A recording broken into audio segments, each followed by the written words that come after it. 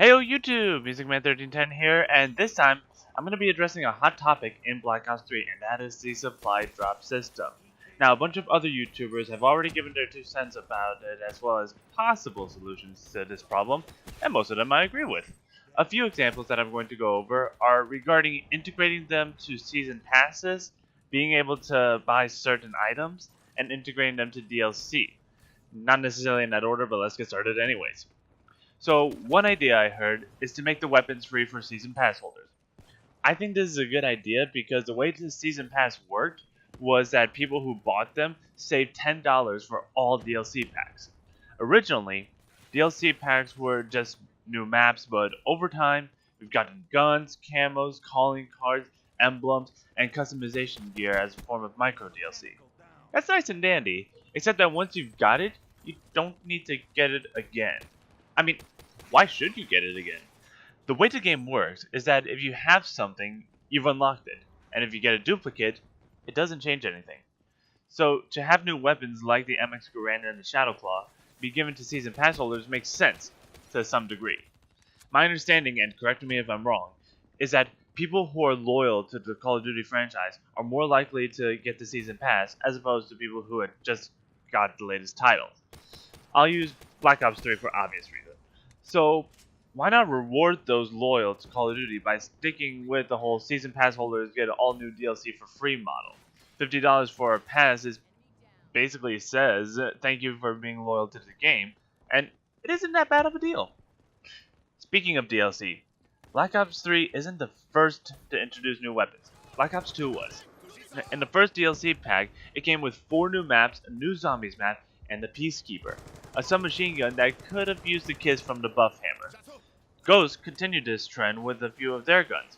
DLC Pack 1 had the Maverick AR and Sniper Rifle, and Pack 2 had the Ripper. The Maverick AR was about average for an assault rifle, the Maverick Sniper Rifle was on the weaker side of the snipers, and the Ripper was a beast SMG, but meh AR. So, having new weapons and guns aren't new to the franchise, and they aren't necessarily OP in most cases. Now, this whole issue actually started when Sledgehammer introduced supply drops. When Sledgehammer introduced them, they introduced it as a way of getting weapon variants. Those variants aren't considered DLC weapons because they were built into the game. However, Advanced Warfare did also have DLC weapons shortly after they introduced the Advanced Supply drops as a way to make it easier to get the built-in weapons that you want provided you spend real money. I'm not a fan of this model, but this isn't considered pay to win because prior to the DLC weapons in AW, you're not paying to get something that wasn't in the game at the start. Even after they introduced the DLC weapons, it still wasn't pay to win because the built-in weapons were, in most cases, better than the DLC weapons. In Black Ops 3, so far, there are only 5 new weapons that were introduced. The MX Garand, the NX Shadowclaw, the Marshall 16, the HG40, and the RSA Interdiction. I'm not including the melee weapons because they don't do anything different than the combat knife. So, the 5 DLC weapons are by far game-changing, while being competitive, arguably, with the built-in weapons. Here's the issue. Because enough people were on the advanced supply drop train in AW, Activision decided to use that same model for Black Ops 3, which, I would be surprised if you haven't noticed by now, is causing a major issue. Why bring this up? It's because it's been done before to have new weapons be integrated into DLC packs or even have them as standalone DLC. A major issue is that if you get a new weapon more than once via supply drops, there's no reason to keep getting multiple copies.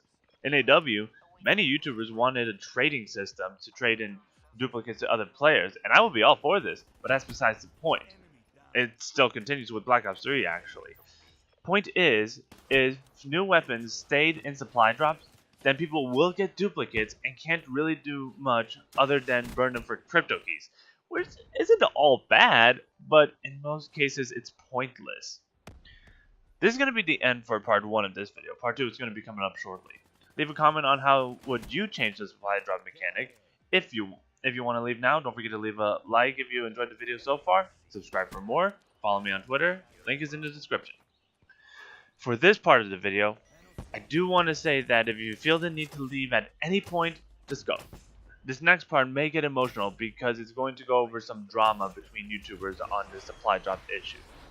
I don't want to stir up any more drama, but it's something I personally can't stay quiet about. To give context, when I was writing the script for the video, and this part came in as an afterthought after watching White Boy's response to Drifter's tweets regarding the hashtag Black Market Blackout thing. And if you don't know who White Boy is, it's White Boy 7th Street. Anyways, Black Market Blackout is a protest to Activision by simply not buying COD points to get rare supply drops. At the end of the video, I'm going to say where I stand in all this, but note that the only side that I'm on in these cases are my own, however you want to say it, grammar. I may think similar to people on one side or the other, but that does not make me affiliated with said side. Just want to make that clear. So, YouTubers are in support of Black Market Blackout, mostly in light of a leak that the new specialist Blackjack will be coming in a supply drop. I can understand why people would protest that, because Black Ops 3 introduced the specialist characters. So to have something as game-changing as a specialist be only obtainable through an RNG mechanic isn't really the smartest move by Activision. However, the problem is that Activision makes money off of this mechanic, so they're not going to take it down anytime soon. That being said, protesting can cause its own issues for this reason. Most protesters have a mentality of either you're with me or against me.